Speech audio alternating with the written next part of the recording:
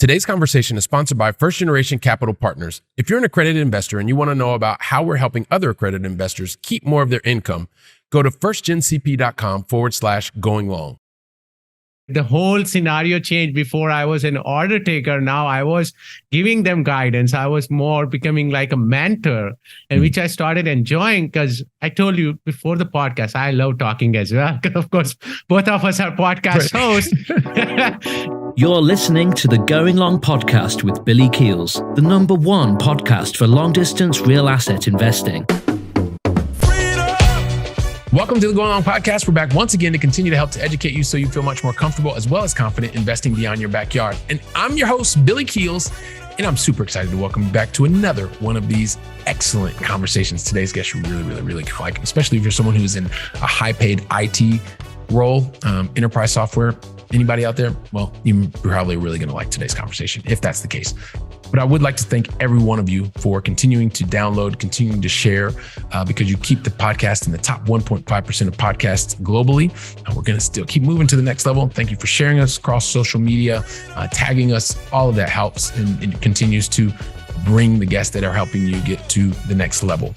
I also want to let you know, if you want to check out any of the 300 plus episodes, all you need to do is go to firstgencp.com/podcasts. They're all there. You're going to enjoy them. You get the transcripts, you get the video, the audio, and anything you would ever want. So go check it out there.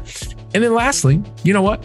Like I said, if you're someone who's an IT professional, you've been trying to figure out how do you make that next step. You've been listening. You've been wanting to have somebody that's been in the same background as you.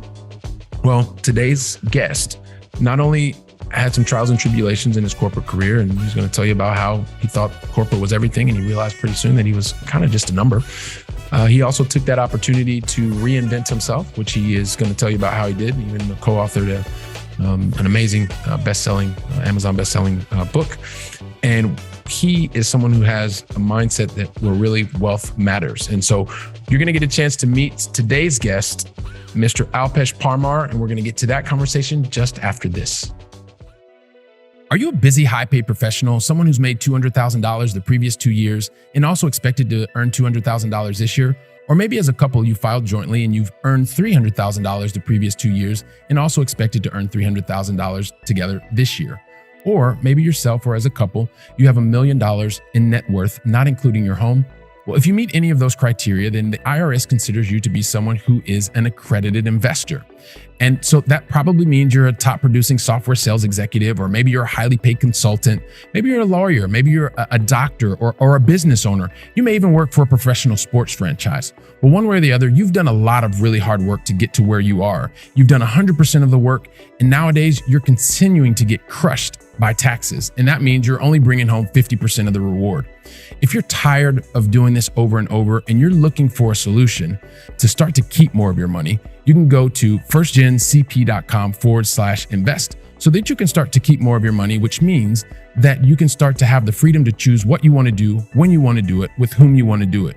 So once again, go to firstgencp.com/invest to see how we can start to help you today. Once again, that's firstgencp.com/invest.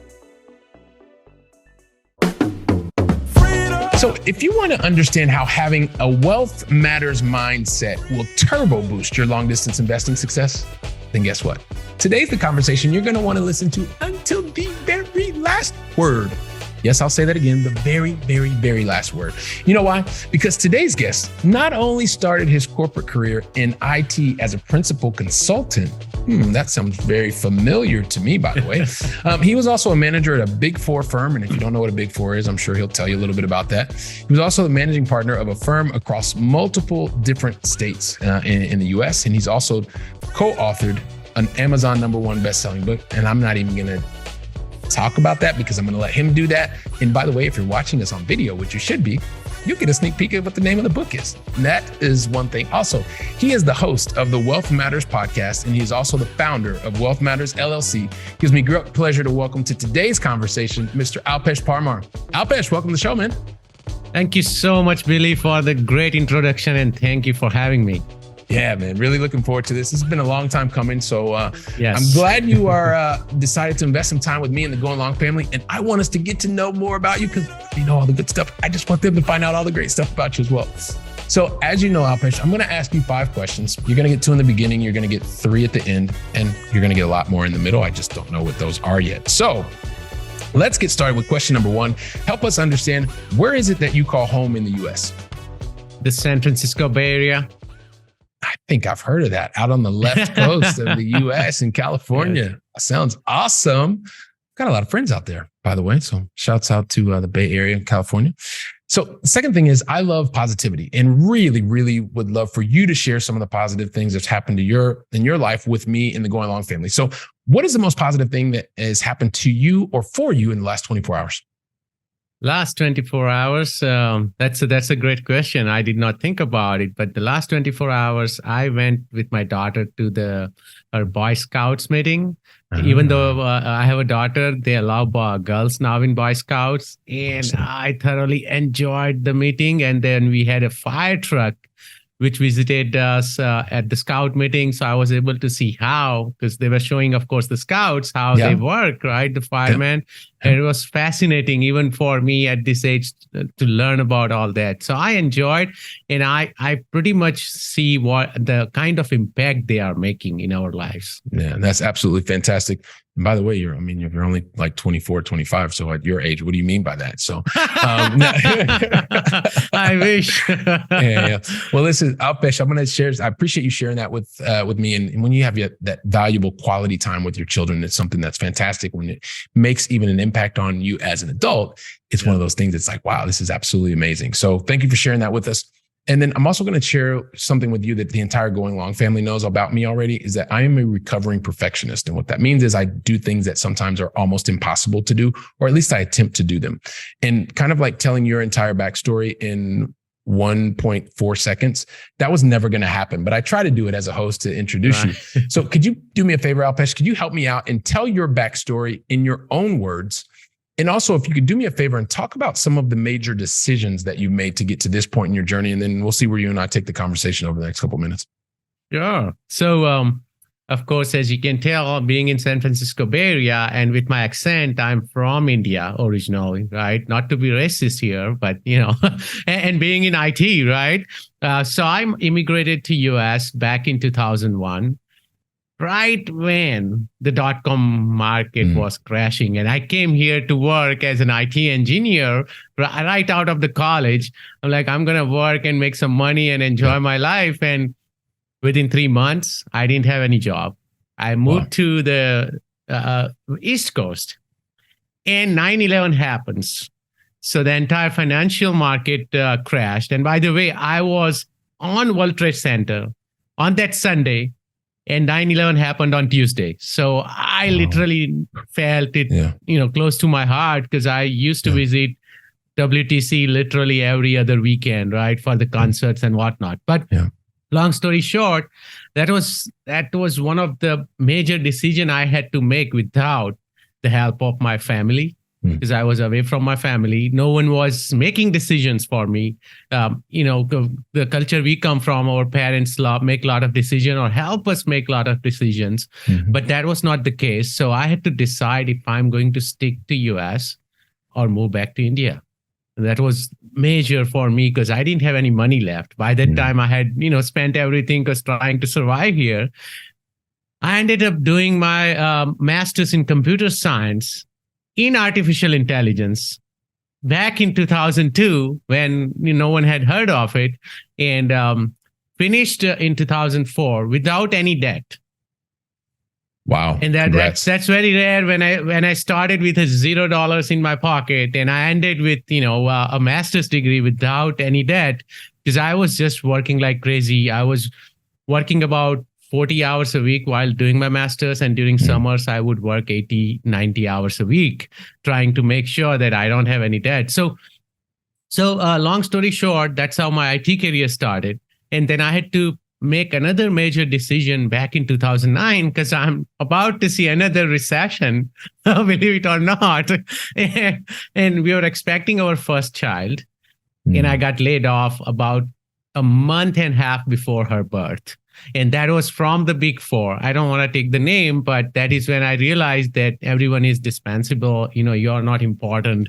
That is when I understood that I shouldn't be relying on one job, right? Of course, it was hard for me, but that's when I started independent consulting.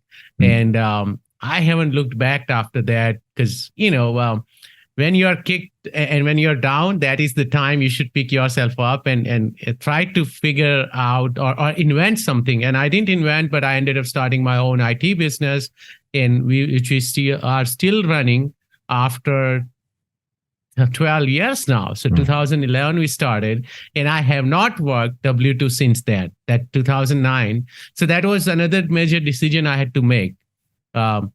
And that's when I was always thinking about how can I invest? How can I invest? Of course, I didn't still have money. Again, I was, starting from scratch. But by 2011 comes, and we ended up renting our primary townhouse and bought a bigger, single family. And then that's when my landlording journey started. I realized the power and the benefit of real estate, right? So, of course, I didn't invest for a while, but then 2015 is when I started investing in real estate. That was my first time. And we'll talk about that as well when you want me to talk about mistakes. But that's when my journey started. And now here I am investing in real estate, mobile home parks, to senior housing facilities, to retail shopping centers now. Wow, man. This is all just about being able to move to the US to start a dream and back in 2000, right? 2001? Yes, 2000 is when I started dreaming, and Feb 2001, I was here. 2001, you were here and you were on the left coast, and then you ended up being on the East Coast, and then all kinds of stuff was going on. As I'm listening to you, right? So we have a very similar kind of background in terms of the area that we were working in one on one side and the other on the other, but the enterprise application software space, which is a very unique bubble to live in. And sometimes you talk about things that, most people are like, what in the world? And people are doing that. I don't even understand what you're talking about. And people can access this and people make that much. Are you serious? I'm doing that.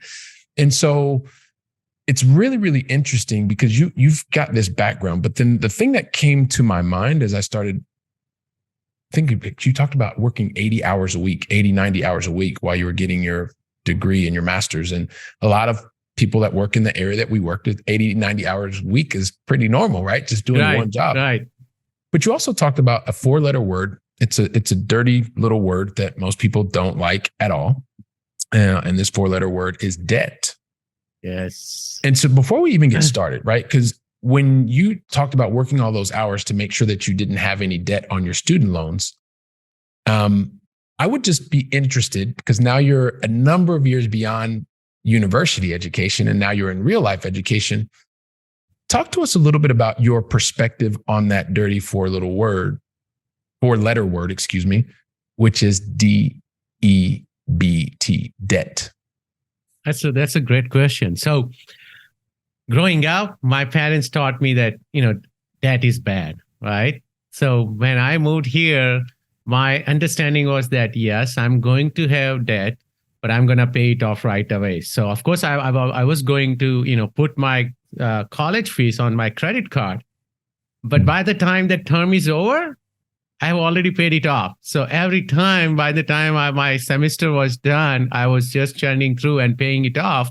And I think when you look at the 4-letter word debt, you have to look at what is good debt and what is bad debt, right? So you and I know this really well.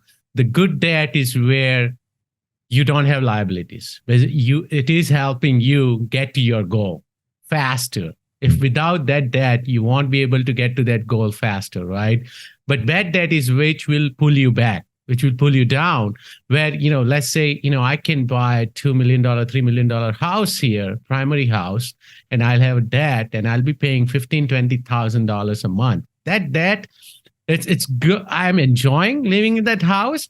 But that is not a good debt. That is a bad debt because it's a liability for me. It's not making me any money. It's not an investment. But at the same time, if I buy a $3 million or $30 million property on a debt and it's making me money every month, it's generating passive income for me, that's a good debt. And that's how I look at it. And when I started, my goal was not to start with a debt. I didn't want to have anything on my head. so that I start with a clean slate. But yeah, looking back, I don't know if it was the right or wrong decision. I think it worked out well so far. Yeah, and so the thing is, and I appreciate you giving us that perspective, Alpesh, but what happens is you made the best decision you could make at the time, given the information that you had. And so now that you've had new information and new experiences, of course, your perspective is going to change on things, which is the whole point of you being here to share your experience, right? Maybe there's someone that's listening today like, that's terrible. And Alpesh was telling me right in the very beginning, he was working 80, 90 hours a week, so he didn't have it. But he's also telling you that he's gained new experiences, he's seen new things, and he has a different perspective about that dirty 4-letter word, which is, well, debt, because it depends on the perspective, depends on the type of debt. So, okay, awesome. I appreciate you clearing that up for us, or giving us some more perspective more than anything else, because I think is something that is fantastic. So you also talked about a decision that was kind of made for you in the corporate world a month and a half before your child was born. That must have just been absolutely critically emotional for you. And I guess, afterwards, you decided that you wanted to then start your own business. A lot of times people can have that negative type of thing happen in their life and they just collapse and they stay in this space, right? In this negative space for a really, really long time. But it sounds to me like you were able to take that negative situation, you turned it into something that leveraged your previous experience. And it sounds like you're even having more fun, or maybe making a bigger impact today because you're continuing to do it for 12 years. Can you maybe talk to us a little bit about what your motivations were and how you found that path to getting into a similar space that you liked before, but also being able to make a larger impact with your own business? Sure. So, and that is where I think I'll talk about the book as well, because I am very resilient.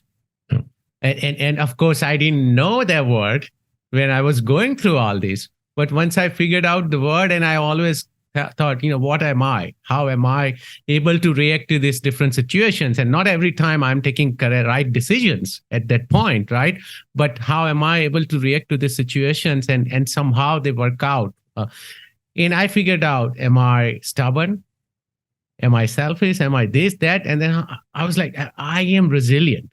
I like to get back. I like to come back, So in that point, I had to make a decision that, okay, I need to find work right away. That was the first thing, right? Because, my wife wasn't working because we were expecting. So, we decided that she's not going to work for at least 6 to 9 months. So she has left her job already.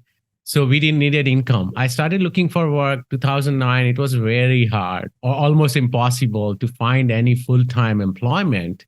And then somehow I ended up finding, because with my experience and exposure, I was able to find independent consulting. They said that, oh yeah, if you come in, work for 3 months, I'm like, oh, I need to get started. I need to make money, right? That 3 months at the same or company or business became 3 years, right? They liked me so much. So I realized that, this is what I love enjoying. I don't like to work at one place. I like challenges, right? Before I would have an IT manager, a director above me, giving me all that idea. And then I was just working for them, right? Now, I realized that I'm able to work with a lot of different people. By the end of year 1, we started our business, and I was not only helping this one business, I was actually helping 5 different businesses at the same time and solving their challenges, solving their puzzles. And a lot of time I was even talking to C-level executives, right? The whole scenario changed. Before I was an order taker. Now I was giving them guidance. I was more becoming like a mentor, and which I started enjoying, because I told you before the podcast, I love talking as well. Because of course, both of us are podcast hosts. and then I was in the IT world, in SAP world. Actually, if you look up my name, SAP GRC, and my name, I was one of the sought after speakers worldwide, right? In that industry, because everyone started knowing me by 2012. Literally, if you Google my name, everyone would know me that, we want to work with him. So somehow that started because I love talking and I love solving challenges. And that helped me, to get to where I am from business wise. And that helped me get to become a real estate investor as well. You know what? That is one of the things that is great when you can leverage that previous experience. You then move on. You realize how what you're made of, right? And you talk about Right. that word resilient, and resilience is the name of the book that you co-authored, that we talked about. Trusting that you're enjoying today's conversation. And you know what? If you're tired of getting crushed by taxes and you're looking for greater freedom to be able to choose what you want to do when you want to do it, make sure that you go to firstgencp.com/going long and see how we can help you today. Let's get back to the conversation.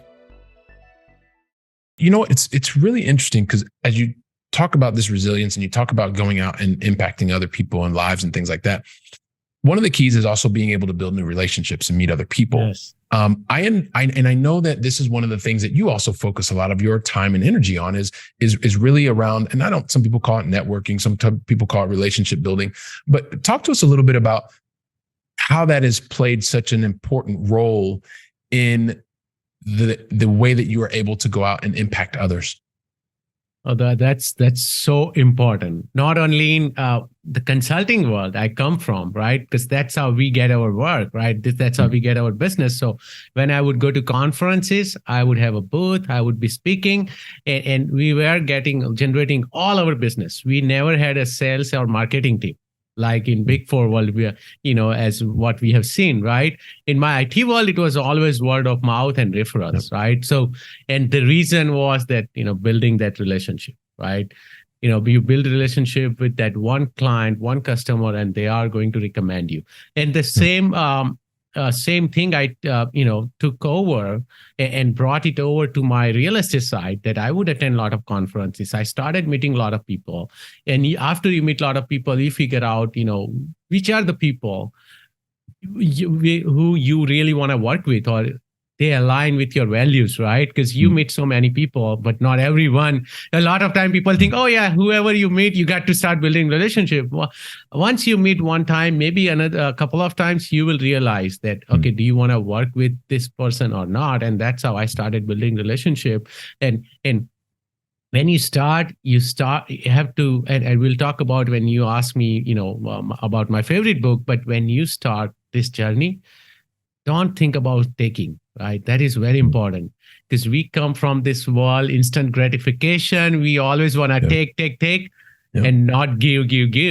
I started thinking about how I can give back. And that is, again, from my IT experience as well. I was always, about giving, right? If you give, you are going to get something in back, right? But we always think, what will I get if I do something, right? So, that has been very important for me. Start with giving. And if it works, it works. If it doesn't, it's not end of the world. Yeah. I appreciate you talking about that, and also leading with giving as you're building and creating relationships. And also too, I love the fact that you pointed that out. Like, not every single person that you meet just at a networking event is someone that you will or want to invest more time in getting to know. And that's okay. It's about the people that align with your mission, your vision, your values, and able to go from there. So, speaking of which, and before we get to the going long final three, because we got to get to the going long final three pretty soon. One of the things, and I talked about it in the beginning, like, it's a big deal for you. Well, this whole concept of wealth. I mean, to the point that your company is even named Wealth Matters. Your podcast is Wealth Matters. What is the obsession that you have with this Wealth Matters type of mindset? That's a great question again. So the obsession started because I started learning about investment, right? And then I started I learned the difference between rich and wealthy, right? Yes. I'm like, I don't want to be rich. I want to be wealthy. I want to have long-term generational wealth, so that, of course, my kids will work and they will build, they will have their own destiny. But, if they need, they can rely on this business. They can rely on this income, right? And so I started talking about it with my friends. And then every time I would bring up this topic, and they're like, oh yeah, but how can you become wealthy, and why is it important? I'm like, you are here, you are working 70, 80 hours a week. Why?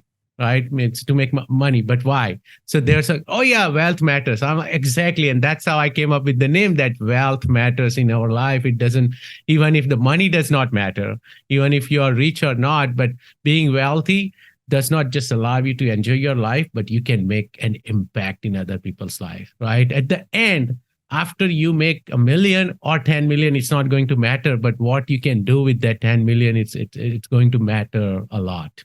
Yeah. And, and it definitely is going to matter a lot. And one of the things that, because you talked about impact, I think is very, very important. When you think about the wealth and just what role does time and the control that you have over your time come into play when you think about wealth, or when you talk to others, or because I know you talk to a lot of people, and just what your perspective is on that? Sure. It's time is the most important asset we have. And every time I talk to investors and they ask me, what is the ROI? What is the ROI?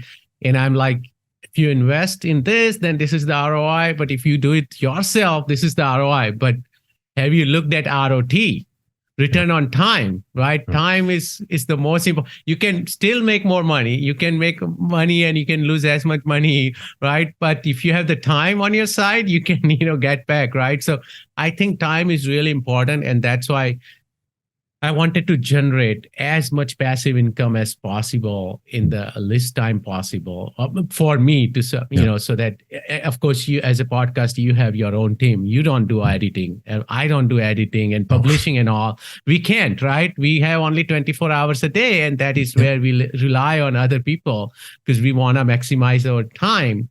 And we want to do what we are good at, what we excel at, right? So time is the most important asset, and I always talk about, and that is why financial freedom for me is not as important as time freedom, right? Yeah. I should be able to work on my time and on my terms, right? That is why I can spend as much time as possible with my kids. I can spend as much time as possible with my fitness journey, right? So I know I told you that I'm crazy about fitness. I'm passionate about health and fitness. So last year I did my first half Ironman. I wouldn't have been able to work out 12, 15 hours a week if I didn't have the time freedom. Yeah. And it's great when you're able to, have that perspective on the time freedom and the importance that it is. And that allows you to get into other areas of your life, like your health and your fitness, your overall physical and mental fitness, which I think is fantastic. So I really appreciate you giving us that perspective on things. And actually, just one last thing, because before we get into the Going Long Final 3, and I know I said we were going to do that, but you kind of tied it in before, but what was it that inspired you to co-author a book? I'm always curious because there's so many different reasons to.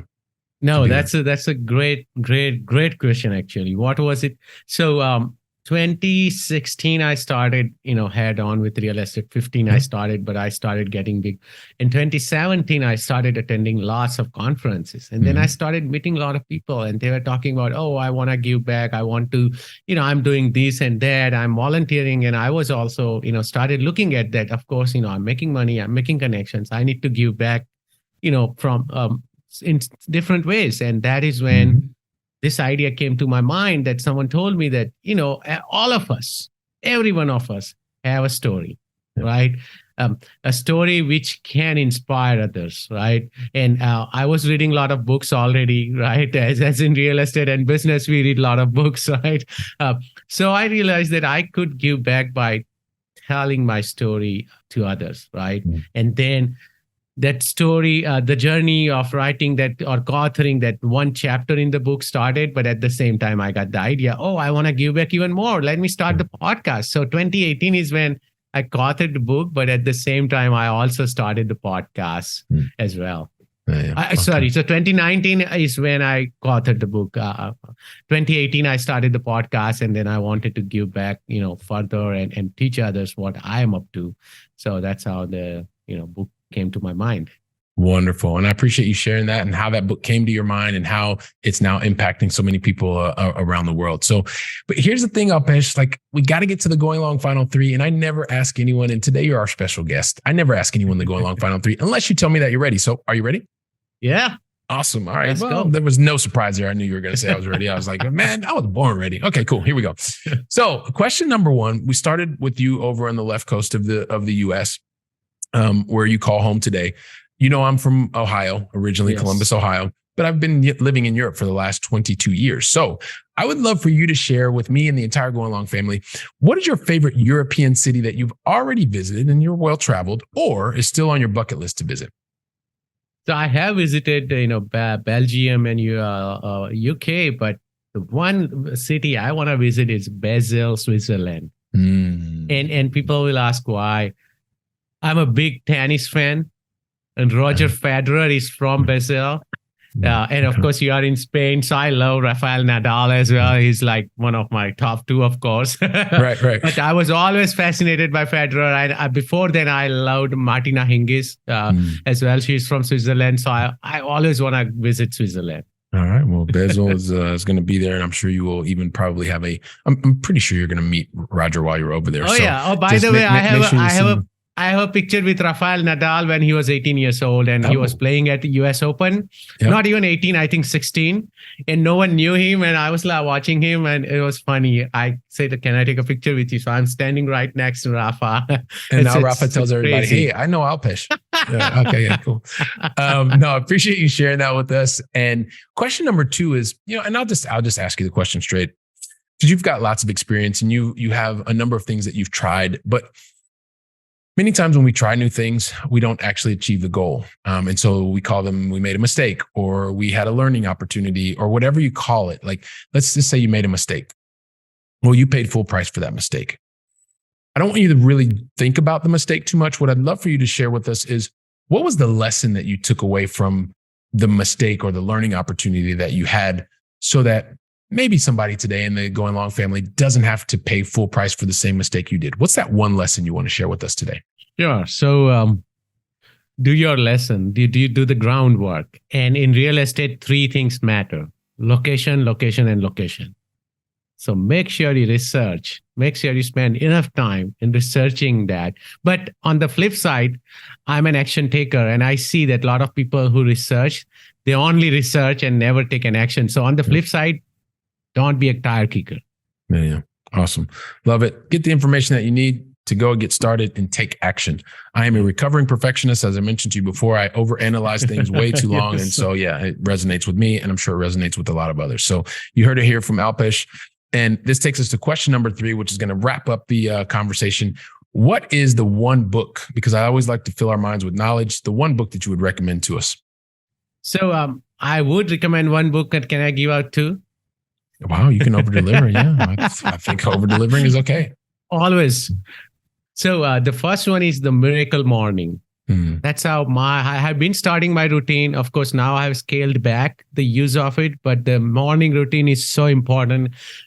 Waking up as early as possible for you. Of course, a lot of people wake up at 3, 4. I used to wake up at 5 when I used to train. Now I wake up at 6, but I try to finish my morning routine, which starts with, silence, affirmations, visualization, and exercise. Yep. And of course, it goes on. It's reading as well, but I try to finish some of the things later in the day. Okay. So that's one book. And the second book, and the reason why I said 2 books, because I want to highlight the other book which opened my mind to giving. It's called The Go Giver. Go Giver. Yep. It's a great book. It's like less than 100 pages, and if you read it, it talks about how giving is so important. And when you give, you are going to get something back. Not maybe right away, not in the next day or next week, maybe next month, next year. You never know. Yep. But once you give, forget about instant gratification, and you will get something back. Yeah, Mr. Bob Berg. So go check that out as well. So fantastic. Well, listen, you know what, Alpesh, I'm thinking about, 2000, you're thinking about it, 2001, you make this trek across the globe, and you're out on the West Coast, and you're like, well, hang on a second, maybe I'm going to go to the East Coast. And then you go to the East Coast, and when you're there, just a couple of weeks later, the entire world changes, and you were near New York City when all that kind of stuff happened. So you went from West Coast to East Coast. You realized that, hey, listen, there's a moment in your life where you wanted to continue to do things, and you were building up a level of expertise. In a month and a half before your first child was born, life kind of got turned on its head again, because you were just recognized that any large company, as much as they really like you, well, at the end of the day, you're usually a number or something like that. And you got the lesson, and you realized that. But rather than kind of crumbling and kind of letting that just to destroy your life, you realized, hey, listen, maybe there's another opportunity here. And so you took that perspective and you became your own boss, right? And you leveraged the knowledge that you had from before. You did that, and you started to build your business, which you continue to do even today. 2015, you decided, hey, listen, I want to start taking some action in this other direction. And 2016, you start making these purchases and you're buying more assets and you're realizing that it's not just about that working 80 to 90 hours to pay off your debt. You can actually utilize debt to prosper and also help you have that wealth matters type of mindset. And all of these different things with the book, the podcast, and the Going Long family is thinking to myself, yeah, Billy, just get to the point. Just ask him the question. So here's the thing. Everybody wants to know, with all this awesome stuff that you've done, Alpesh, what's the best way for the Going Long family to find out more about you and what you've got going on at Wealth Matters LLC? Sure. So first one is, it's my website right here. It's www.wealthmatters. It's spelled MATRS.com. Or you can go on YouTube and of course, visit my channel. It's called Wealth Matters Podcast. So youtube.com/C/Wealth Matters. Awesome. Fantastic. Well, listen, Alpesh, like I said, man, I really, really appreciate you deciding to invest your time with me and the entire Going Long family. And so I just want to say thank you very, very much. Really appreciate it. Thank you so much, Billy, for your time. I really enjoyed. All right. Fantastic. And listen, if you give me like 10, 15 seconds, we'll get you out of here. Going Long family, listen, Alpesh shared his story. Love the international expat, getting involved, taking action, doing the work, and also being able to be in a position to own the life and the positive impact.